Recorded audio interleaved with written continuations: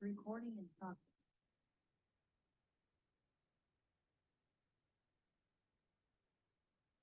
Eutanasia, derecho o deshumanización. La semana pasada estaba comiendo un asado con unos amigos, con unos conocidos, y luego en el tema de la eutanasia. Comenté que estaba escribiendo un artículo sobre el tema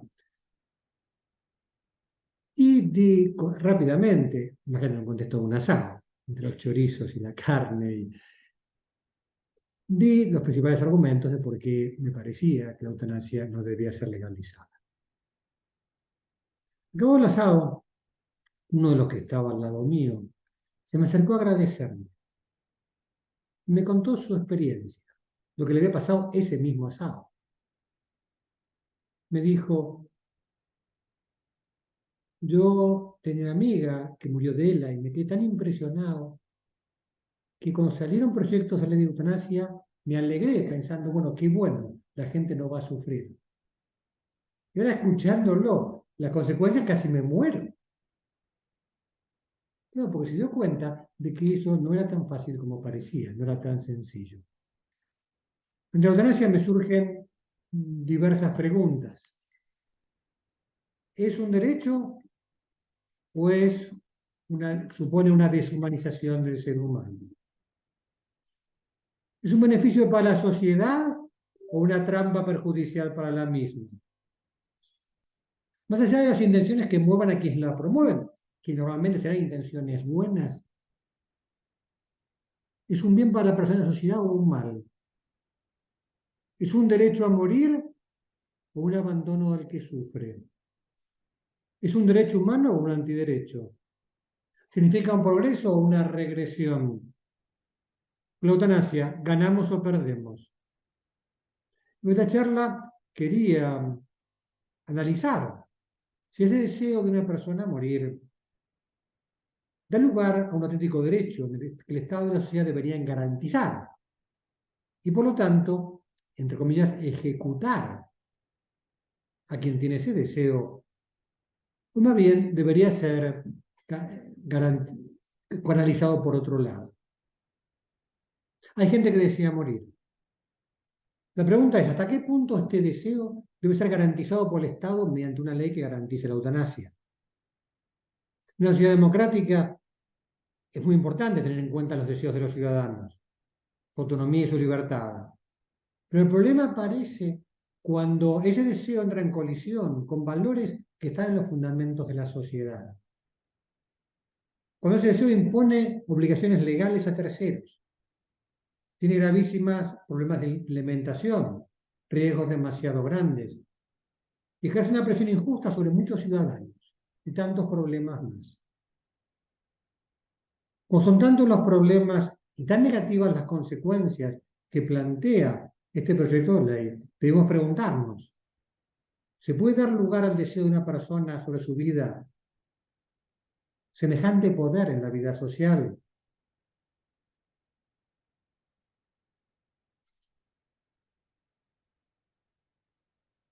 Entonces, una rápida introducción, que vamos a ver la introducción histórica, su legalidad del mundo y algunas aclaraciones conceptuales. ¿Cómo empezó todo?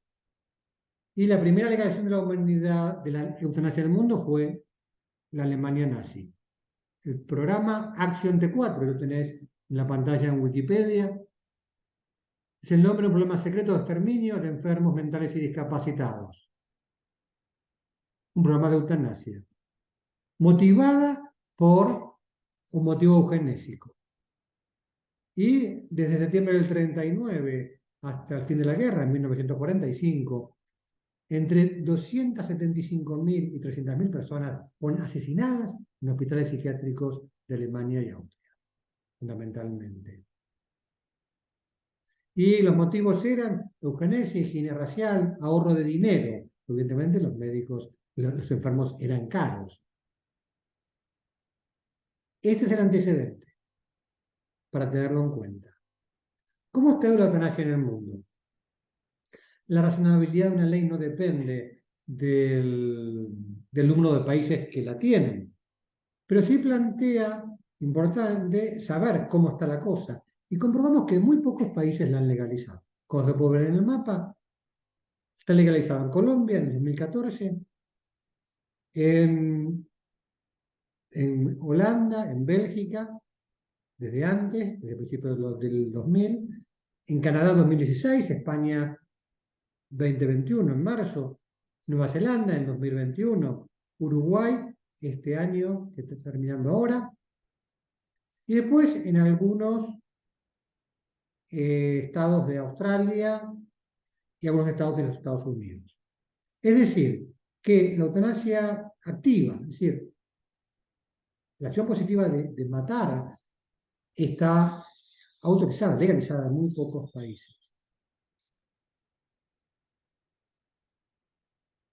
Una de las complejidades del tema es que la gran variedad de significados que podemos atribuir al término eutanasia. La consideración moral depende de qué entendamos por este término. Así habrá que empezar tratando de qué se trata. Porque no pocas personas que apoyan la eutanasia, basadas en el deseo de evitar sufrimientos extremos, dejarían de apoyarla si consideraran a fondo la cuestión y tomaran conciencia de lo que está a juego en el asunto. La eutanasia propiamente dicha es toda acción o omisión que provoca directamente la muerte de una persona, ya sea por motivos de piedad, para que no sufra, o para satisfacer sus deseos de morir. No debe confundirse la eutanasia con la renuncia por parte del paciente a tratamientos desproporcionados, algo que es totalmente lícito. No es eutanasia rechazar tratamientos médicos penosos y caros que solo alargarían artificialmente una vida que se va apagando. Rechazar la eutanasia no supone querer prolongar la vida artificialmente. Está lejos de lo que llamamos enseñamiento terapéutico, que lo rechazamos. Todos estamos de acuerdo que es importante disminuir el sufrimiento de los enfermos y hacer más humano el fin de la vida. Lo que se discute cuando hablamos de eutanasia es el derecho del paciente a reclamar su propia muerte y el consiguiente deber de la sociedad de matar a quien pide que se dé fin a su vida.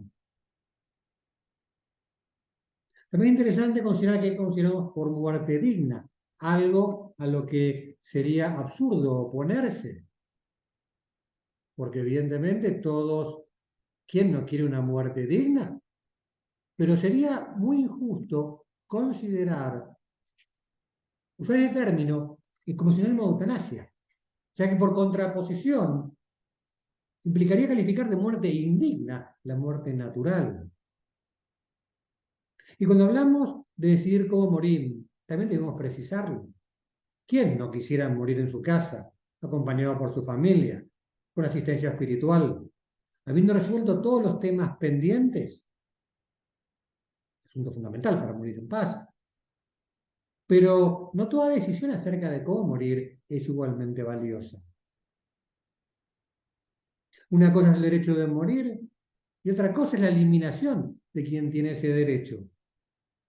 No estamos hablando de prohibir el suicidio, sino de obligar a los médicos a matar a quien desea morir.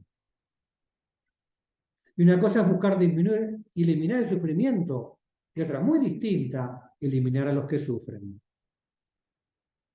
La legislación de un país debe velar por el bien común. Y no es razonable legislar a una minoría que quiere morir. ¿Cuáles son las justificaciones que se dan en la eutanasia? Te digo, antiguamente móviles eugenésicos. Igual que el aborto, la eutanasia empezó igual. Limpieza racial, eliminar enfermos que no tenían cura para ahorrar dinero, etc. Después, ya más humanizada la justificación, pasó a sentimientos de compasión hacia quien sufre. Y ahora el motivo es respeto, casi sumisión a la voluntad suicida de quien quiere terminar con su vida.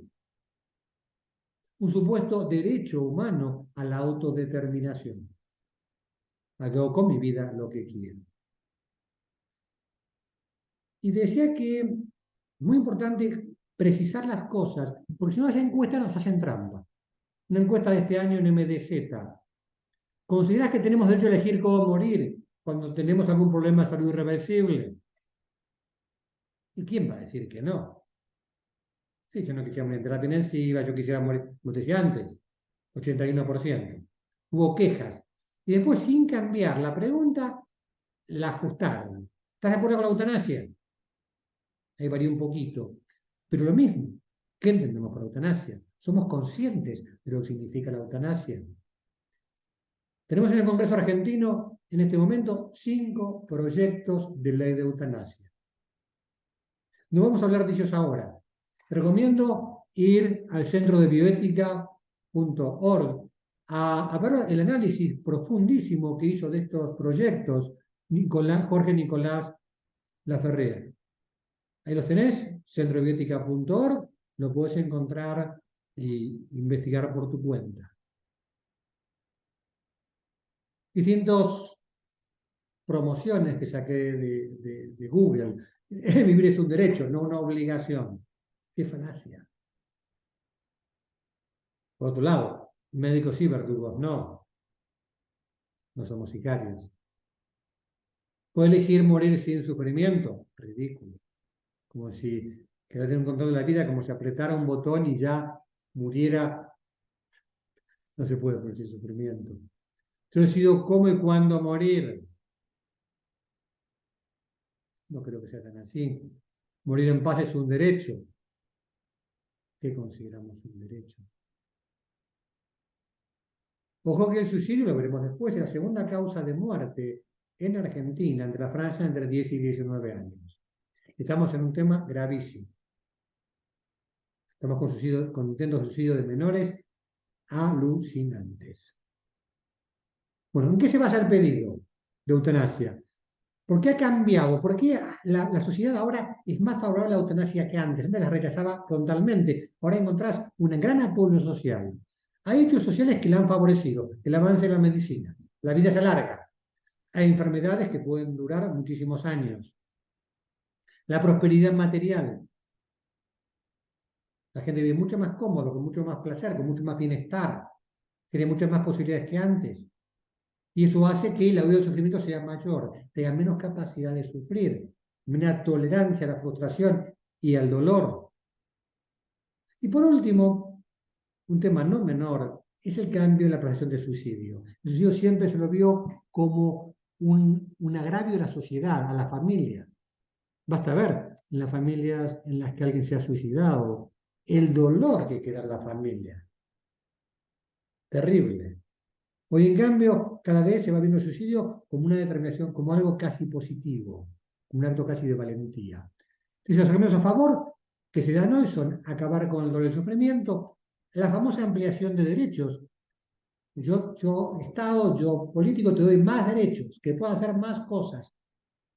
Cosa que es una falacia, porque si cada capricho, si cada necesidad la convertimos en un derecho, en realidad, si todo es derecho, nada es derecho. Y la autonomía personal. Una ética basada en la mera autonomía personal. Lo que vale es mi querer autónomo. Bueno, vamos a ver rápidamente algunas cuestiones antropológicas para tener en cuenta para encarar el tema. La eutanasia muestra el extremo de una sociedad que le teme al dolor y que huye a cualquier precio del sufrimiento, incluso el precio de la propia vida, que no soporta sufrir o verse vulnerables, verse limitados. Es el hombre omnipotente que ante la vulnerabilidad, ante la limitación, quiere huir, como sea. Y hace falta morir para no experimentarlo. Una sociedad que valora la vida solamente cuando portadora de placer y satisfacción.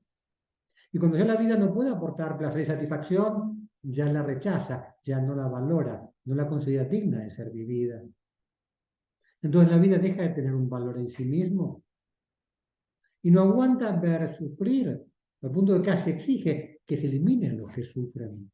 Crees que en una sociedad la respuesta que tiene el dolor es eliminar a los que sufren. Es fuerte, precisamente cuando la medicina ofrece más alivios que nunca, cuando muchos mueren sedados, o sea, con una paz impresionante. Yo, la muerte de mi padre médico, que siempre había acomplejado que se podía enfermar. Y un poco en broma decíamos que al final se murió sin haberse enfermado, porque a los 92 años tuvo una descompostura muy fuerte, se deshidrató y en 5 días se murió. Pero estamos en terapia intensiva. La verdad que por suerte no había nadie en la cama al lado, estaba él solo, y nos dejaron estar, como además era terminal, acompañándolo. Claro, ¿qué paz? Fue una auténtica fiesta espiritual. ¿Con qué paz murió? ¿Cómo acompañó con el cariño de tantos hijos y nietos? Incluso hasta en el exterior, o sea, que rezaban el rosario y acompañaban por WhatsApp, los Estados Unidos. Y no hay referencia a la eternidad, que es lo que da sentido a la vida y a todo. Además, se rechaza el proceso purificador de la vida, fuente de madurez existencial insustituible, que efectivamente es cerrar bien la vida. Y esto lo dicen todos los psicólogos. El sentido positivo, valorativo que tiene el saber aceptar el dolor y el sufrimiento y el fin de la vida, la propia limitación. Y ya no se cuida, no se ama hasta el final. Si no hay cura por una enfermedad, se la elimina eliminando a su portador. Qué triste. Y entonces en temas éticos, claro, la ética enseña que nunca hay motivo para la eliminación directa de un ser humano. El interés social exige que nadie ejecute a otro. Por el contrario, la ética de la autonomía absoluta ha liquidado los valores absolutos. Y el único absoluto que queda es mi deseo personal, al que todos deben someterse. Incluso están obligados a matarme si fuera mi deseo. Pero morir no es un bien. Vivir no es un mal. El dolor no es un mal absoluto. Hay muchas formas de piedad y entre ellas no cabe el asesinato. Vamos ahora a la parte central, que es por qué no debe ser legalizado. Resumido en 12 motivos fundamentales que hacen absolutamente inconveniente legalizar la eutanasia. La cuestión de fondo la repito al Papa Francisco en una audiencia, en una entrevista volviendo de uno de sus viajes este año le preguntan por la eutanasia. La respuesta del Papa: matar no es humano, punto. Si matas con motivación, si justificas el matar. Sí, puntos suspensivos, si vas poniendo motivos por los cuales sería bueno matar. Al final matarás más y más. Matar, dejémoslo a las bestias. Fuerte. No porque, primer motivo, porque legisla contra el derecho fundamental a la vida. Una ley de eutanasia haría que el Estado dejara de ser garante de la vida de todas las personas y se convertirá en garante y o ejecutor de la muerte de algunos. Cambia radicalmente el modo de considerar el hecho de quitar la vida a un semejante. Ahora pasa a ser en algunos casos positivo, un auténtico derecho. Que una persona que desea morir normalmente se encuentra en un estado de vulnerabilidad que está por encima, que es la causa de ese deseo. Realmente nadie desea morir porque está contento. Necesita contención, asistencia, compañía. Lo que menos necesita es que le convaliden ese deseo de autodestrucción. Supondría por parte del Estado desconocer la dignidad de la persona humana y su igualdad y la igualdad ante la ley. O sea, las vidas que no deberían ser protegidas por el Estado. Pero morir no es un bien y vivir no es un mal. Y lo contrario no debería ser aceptado por el Estado. Por eso, claro, en primer motivo, claro, es que pone patas para arriba toda la legislación. Segundo motivo, no porque el deseo de morir no es medible, regulable. No se puede legislar la vida de una persona en base a un deseo. Entonces el Estado legislaría qué deseo daría pie al derecho a morir y cuál no. Ahora, detrás del deseo de morir, en principio hay algún tipo de depresión. Por otro lado, los deseos son inestables y cambiantes. El derecho a la vida dependa de un deseo es al menos peligrosísimo.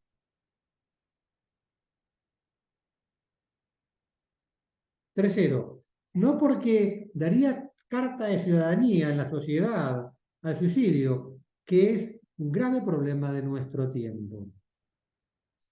Las cifras de suicidios en el mundo son espeluznantes. 700.000 suicidios por año en el mundo. La mortalidad por suicidio es superior a la causada por la guerra y los homicidios.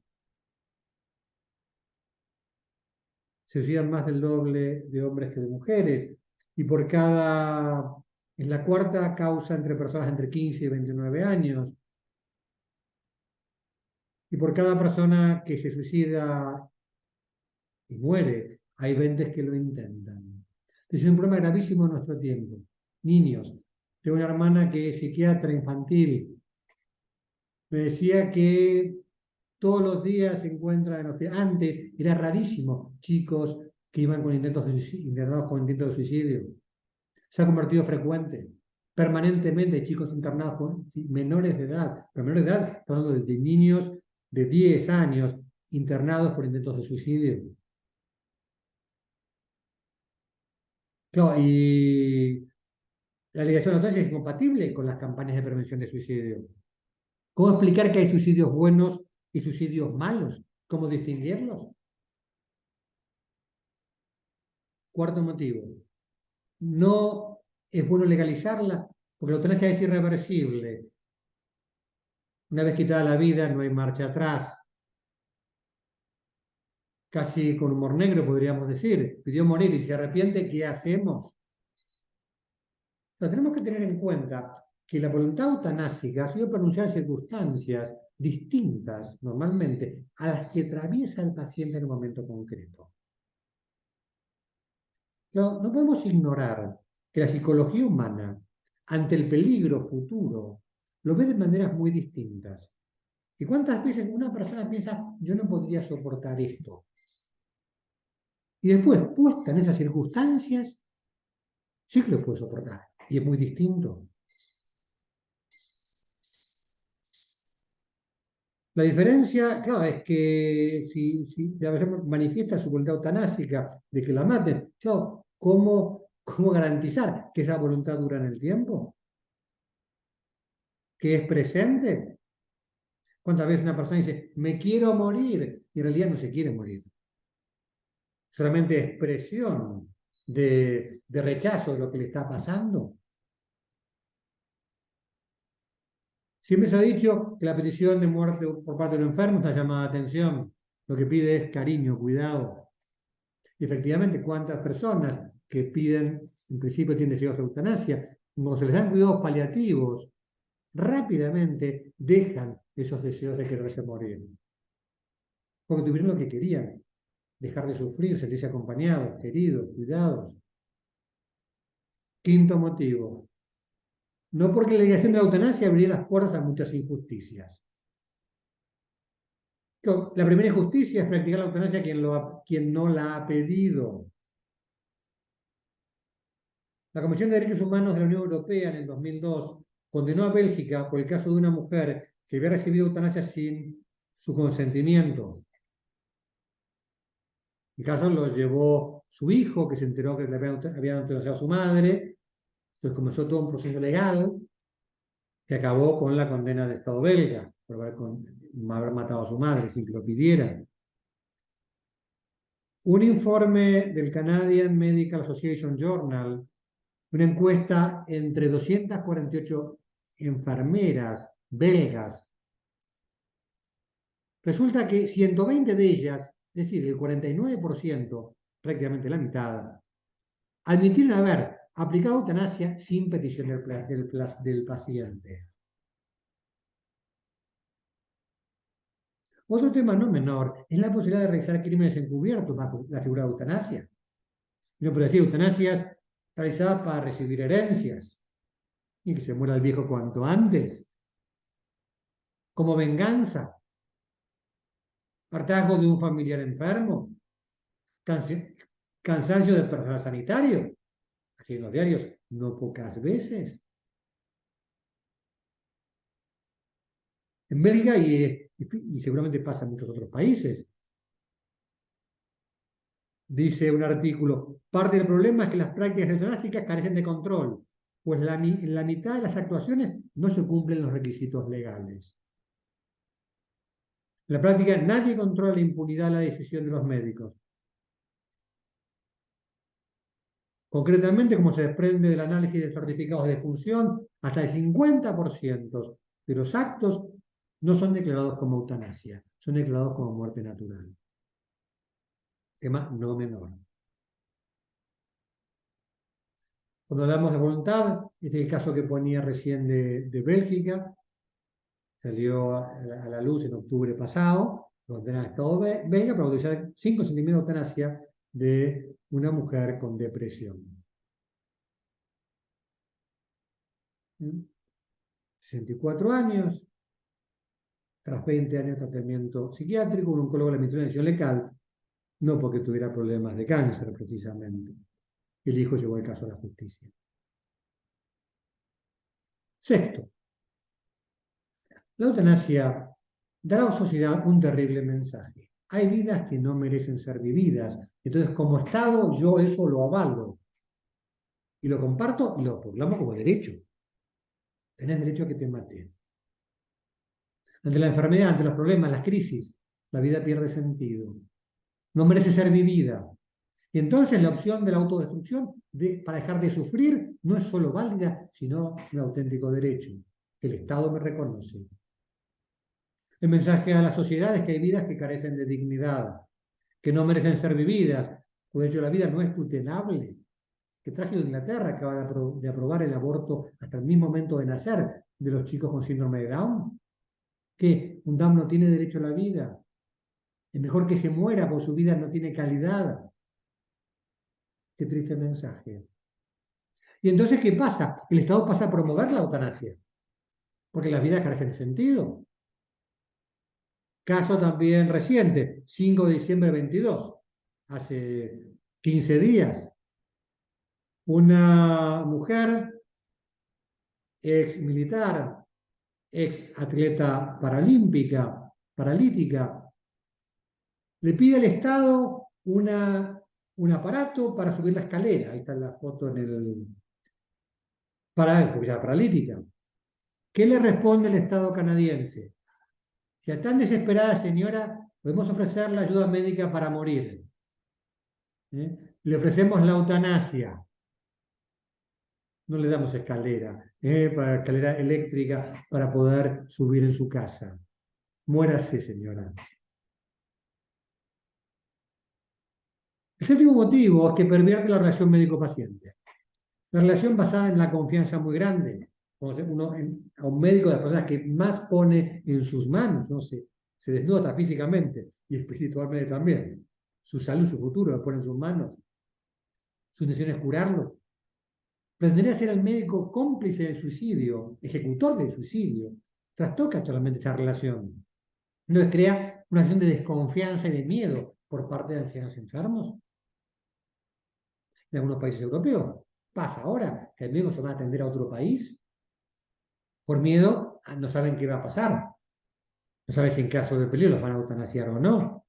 Entonces van a un lugar más seguro. De hecho, en este tema hay que tener en cuenta, y los legisladores no pueden ignorarlo, que hay un gran rechazo de las acciones médicas por la eutanasia. Y en concreto voy a citar dos, la Asociación Médica Mundial y la Academia Nacional de Medicina de la Argentina. Declaración de la Asociación Médica Mundial sobre Eutanasia y Suicidio con Ayuda Médica. Una declaración que ya tiene muchos más años, pero que la van renovando en congresos. La última renovación fue en octubre del 2019. Dice así: la Asociación Médica Mundial reitera su fuerte compromiso con los principios de la ética médica y con que se debe mantener el máximo respeto a la vida humana. Por lo tanto, la Asociación Médica Mundial se opone firmemente a la eutanasia y al suicidio con ayuda médica. la Acción Médica Mundial, lo puede buscar en su página web. La Academia Nacional de Medicina, también, este mes de diciembre. Declaración sobre la eutanasia. Con respecto a la eutanasia, la Academia Nacional de Medicina declara que su posición es contraria a su legitimización y aceptación de su implementación como práctica médica.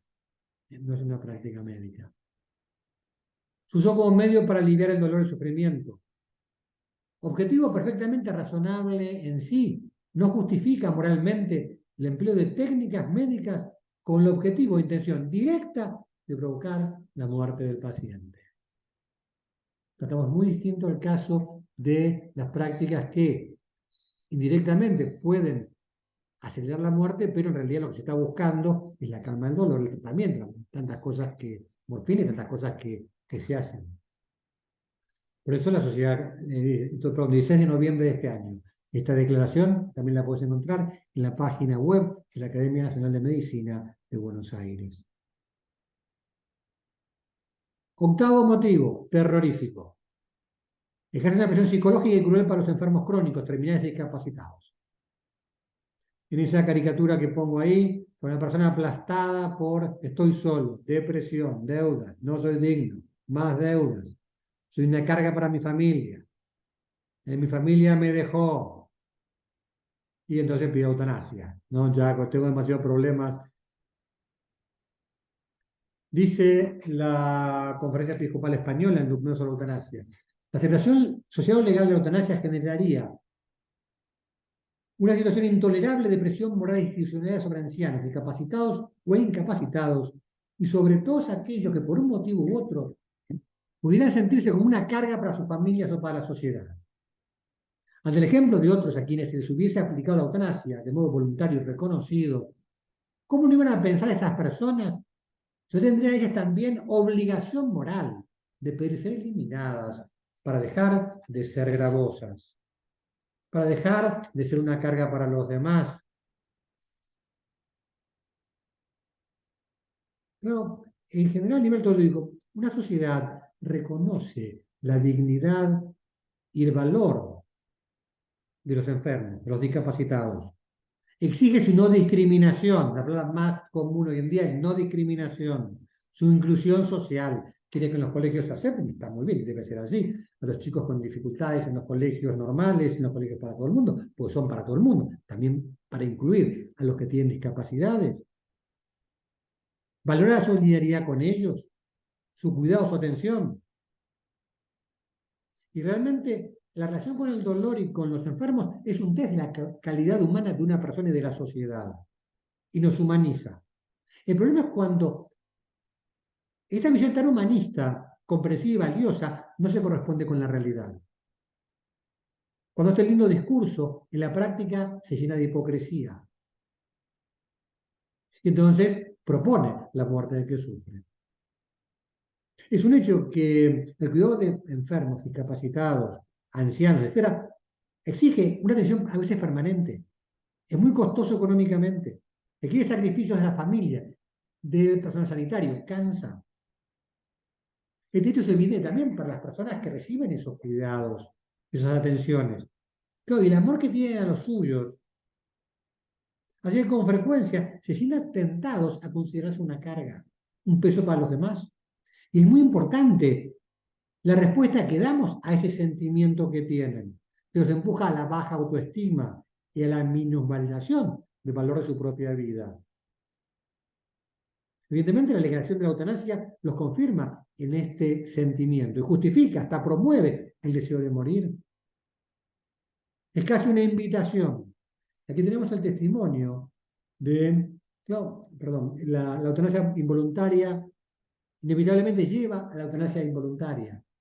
El derecho a morir fácilmente se convierte en el deber de morir. Hay un personaje, un catalán, Jordi Sabaté Pons, que lo sigo en Twitter, un hombre que sufre de ELA, ha estado luchando durante años para que la ley de ELA fuera aprobada en España, en el Parlamento español. Lo ha conseguido. A lo que no consigue es que el Estado la reglamente, la haga efectiva.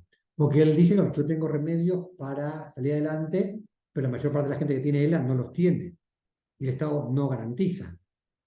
¿Qué le pasó a Jordi Sabaté Pons? Un luchador por ELA, para defender a la gente, para ayudarla, para curarlo, para descubrir formas de... El año pasado, escribe en un tuit, qué bonita sociedad estamos creando. Voy a venir a trabajar a Social a verme. Me ha preguntado mis voluntades, por si algún día estoy enchufado a una máquina, o me alimento artificialmente.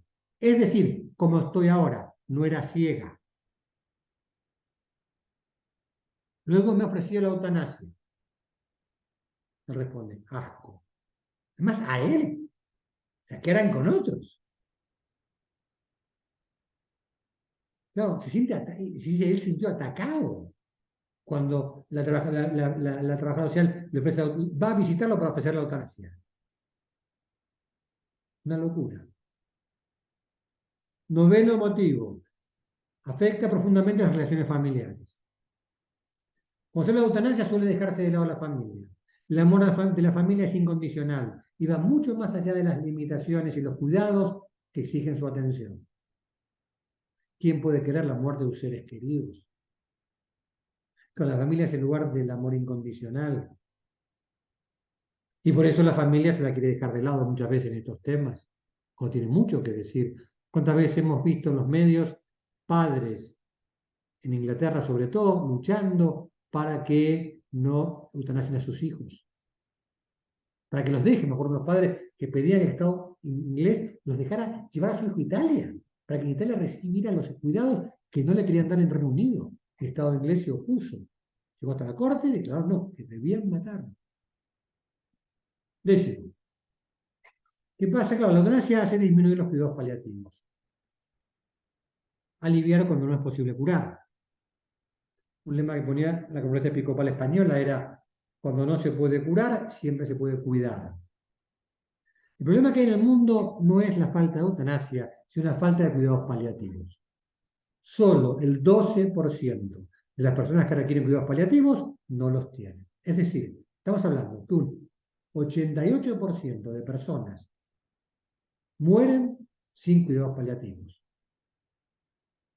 En Argentina el porcentaje es aún menor de los que tienen. Solo el 5% tiene acceso a cuidados paliativos. Lo que necesitamos no es eutanasia. Necesitamos difundir, promover, extender los cuidados paliativos. 11. No porque no se investigan enfermedades incurables.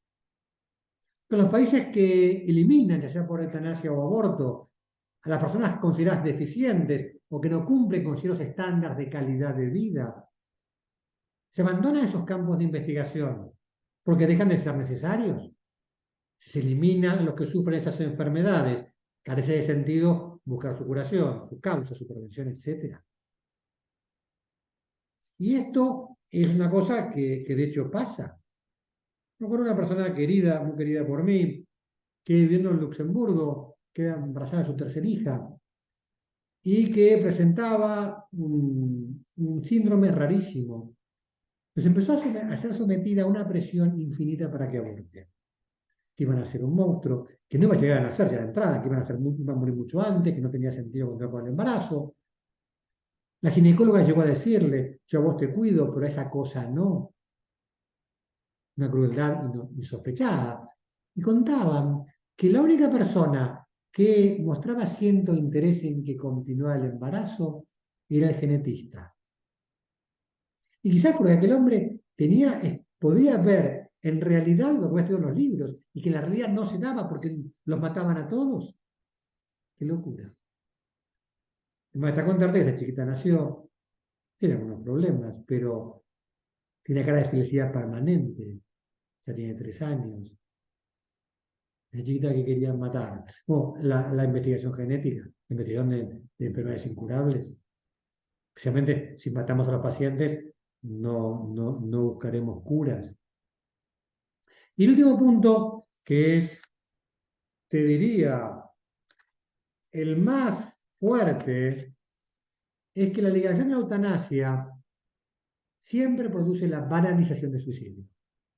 La suele legalizar para casos extremos incurables, terminales, y continúa en un tobogán descendente y una ampliación de casos, cada vez más. ¿Por qué? Porque crea una mentalidad de menosprecio a la vida que nos da satisfacciones. Ahí tenés, ya están en Colombia con eutanasia para menores, y esa es la espiral de casos, en este caso en Canadá, como desde el 2016 hasta ahora, cada año va subiendo a un número de eutanasia, un número ascendente impresionante. Entonces, ¿cómo sucede esta espiral? Primero, hay un aumento sistemático de casos año tras año. Así que llamarlo efecto contagio. Cada vez más gente pide eutanasia. Después, primero se aprueba para casos terminales y muy graves, incurables. Después se amplía la discapacidad, como decía, en clara contraposición con esa cultura de la inclusión de las personas discapacitadas. Se les da el mensaje de que su vida no tiene suficiente calidad de vida para merecer ser vivida. Después pasan las enfermedades mentales, tanto psiquiátricas como psicológicas. De hecho, se ha aplicado eutanasia en Bélgica a una chica que sufría depresión por un abuso sexual sufrido. Después se amplía la eutanasia de menores, contraparecer las acciones de pediatras que afirman que los niños no piden morir.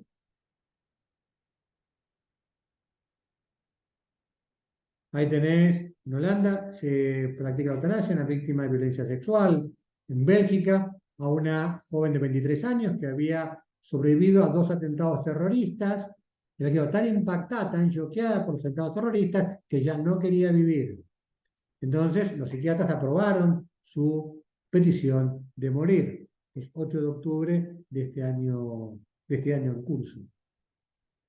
La espiral de la eutanasia, decía los casos en Canadá, el aumento de año a año es espeluznante.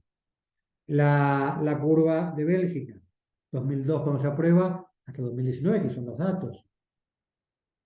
La curva de Países Bajos, espero que no hayan eutanasiado a ninguno que no pueda soportar la derrota con Argentina en la eliminación en los cuartos, en la semifinal, en los cuartos de final, perdón.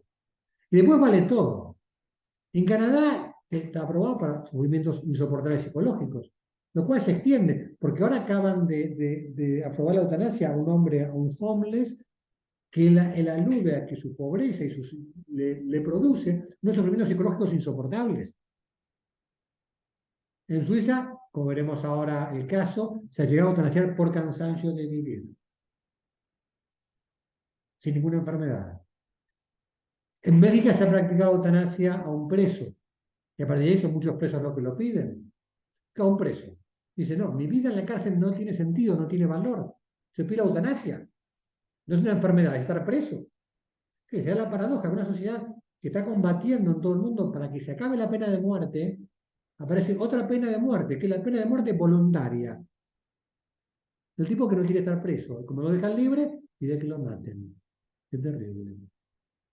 Decía, la eutanasia por agotamiento. Esto es también de este año, un director de cine, Jean-Luc Godard, que estaba cansado de vivir. Entonces pidió eutanasia, sin ninguna patología. Entonces acudió a Suiza, porque en Francia no es legal, donde hay una empresa que se dedica a esto. Siempre hay negocio por detrás. Hay 2 empresas en Suiza. Exit Dignitas, que realiza más o menos 1000 eutanasias por año. Una ya tuvo problemas por el tema de los restos, porque claro, muchos que van a morir están solos, nadie reclama los restos, después no saben qué hacer con los restos, y los acaban tirando por ahí. Conclusiones. Una cosa es el deseo de morir y otra cosa distinta es la eliminación de quien tiene este deseo. No hablamos de prohibir el suicidio, algo que es inaplicable. No podemos evitar que una persona que quiere suicidarse se suicide. Sino, estamos hablando de obligar a los médicos a matar a quien tiene el deseo de morir. Una cosa es disminuir, eliminar el sufrimiento, y otra muy distinta, eliminar a los que sufren. Promovamos los cuidados paliativos. La legislación debe velar por el bien común. No es razonable legislar para una minoría, gravando con consecuencias tan serias a toda la sociedad.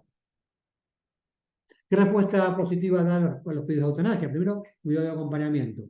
Cuidados paliativos y después cariño y compañía. ¿Cuántos voluntarios?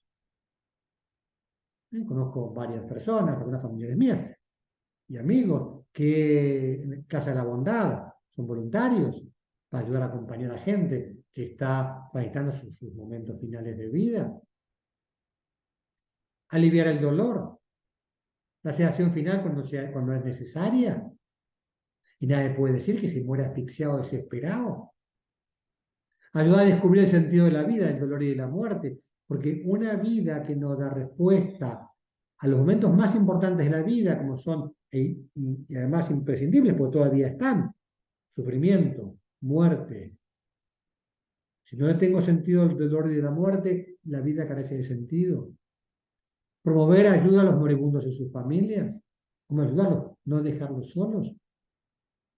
Evidentemente es pesado y toda la sociedad tiene que contribuir en esto. Y por supuesto, facilitar la colaboración de agentes pastorales y profesionales sanitarios capacitados para ayudar a tener una buena muerte a enfermos terminales. Después te dejo, porque que lo veas vos por tu cuenta, a Matías Nahum. Matías Nahum es un experto en cuidados paliativos. Y tiene una charla TED que tiene ese dibujito que te pongo ahí. No la pongo porque si no YouTube no me deja subir el video, porque es otro video que pondría dentro de mi video. Buscad vos, googleá Matías Nahum, buscalo en YouTube y verás esa charla extraordinaria. Es un hombre de una ONG que se dedica al tema. Alguien que sabe sobre la muerte es Matías Nahum. Anda, escucharlo y difundir su mensaje. No promocionemos la muerte. No obliguemos a los médicos a matar. No presionemos a enfermos y vulnerables. Cuidemos, no matemos. Algunos sitios de referencia para que busques material. Prudencia es una ONG uruguaya, en Uruguay se aprobó este año, y Prudencia luchó fuertemente contra eutanasia. Puedes encontrar mucho material en prudencia.org. Vos pones Prudencia en Google y aparece Prudencia. Bioética Web, otro sitio de ética médica, de bioética. En la que encontrarás todo tipo de material, texto y otras cosas. Bioética Wiki, lo mismo. Ahí tenés bioeticawiki.com, puedes encontrar mucho material sobre el tema. El Observatorio de Bioética, lo mismo. Y muchos otros sitios, pero por los que no pongo ahí porque no podría poner muchísimos más. Bueno, muchísimas gracias por la atención. Yo soy el padre Eduardo Volpacchio. Lo podés encontrar en mi canal de YouTube. Me voy a subir esta charla por Zoom. También en Twitter, desde donde procuro defender la vida. Y también en mi blog, algunasrespuestas.com, en las que pondré el contenido de esta charla en texto. Bueno, muchas gracias por la atención y será hasta la próxima charla en que ya nos volveremos a encontrar aquí en un Zoom o en YouTube defendiendo la vida, porque toda vida merece cuidado. Muchísimas gracias por todo. Nos vemos.